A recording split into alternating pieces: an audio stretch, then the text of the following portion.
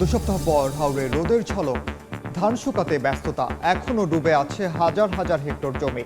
শ্রমিক সংকটে সব ফসল তোলা অনিশ্চিত, নেই বড় বন্যার শঙ্কা।